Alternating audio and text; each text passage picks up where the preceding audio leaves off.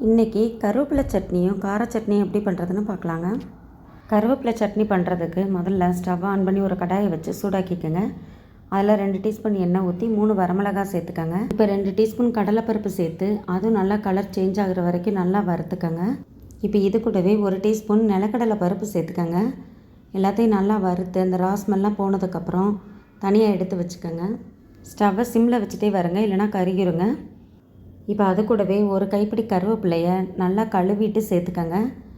இதை ஒரு 2-3 நிமிஷம் நல்லா வறுத்துக்கோங்க. வறுத்து தனியாக எடுத்து வச்சுக்கோங்க.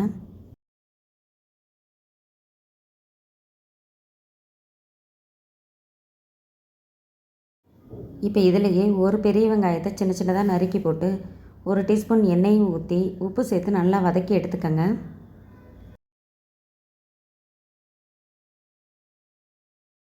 வெங்காயம் நல்லா வதங்கினதுக்கப்புறம் 3 பூண்டு பல் சேர்த்துக்கோங்க. இப்போ 2 தக்காளியை கட் பண்ணி இதோடய சேர்த்து நல்லா வதக்கிக்கோங்க.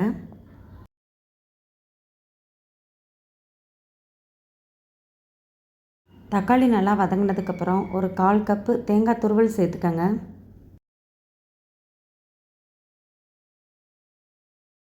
இப்போ வதக்கி எடுத்ததெல்லாம் ஒரு தட்டில் போட்டு நல்லா ஆற வச்சு மிக்சியில் அரைச்சி எடுத்துக்கிடலாங்க. இதை அரைக்கிறதுக்கு ஃபஸ்ட்டு அந்த மிளகாய் வத்தல் பருப்பு இதெல்லாம் போட்டு அரைச்சிருங்க.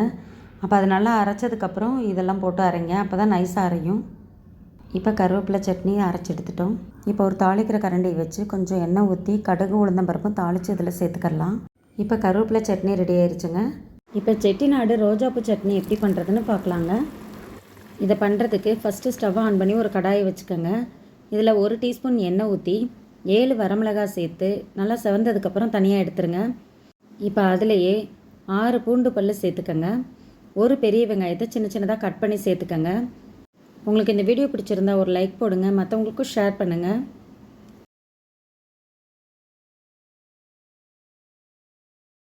இப்போ இதில் 2 தக்காளியை சின்ன சின்னதாக கட் பண்ணி சேர்த்துக்கோங்க.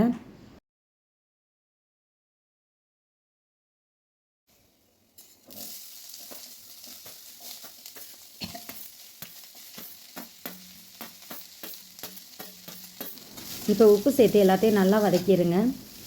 எல்லாமே நல்லா மசிய வதக்கிக்கோங்க. நீங்கள் இது வரைக்கும் நம்ம சேனலை சப்ஸ்கிரைப் பண்ணலைன்னா வீடியோவுக்கு கீழே இருக்க சப்ஸ்கிரைப் பட்டனை ப்ரெஸ் பண்ணி சப்ஸ்கிரைப் பண்ணிக்கோங்க. இப்போ இதெல்லாமே நல்லா வதங்கிருச்சுங்க. இதை நல்லா ஆற வச்சு ஒரு மிக்ஸி ஜாரில் போட்டு அரைச்சி எடுத்துக்கலாம். அவ்வளோதாங்க, சட்னி ரெடி பண்ணிட்டோம்.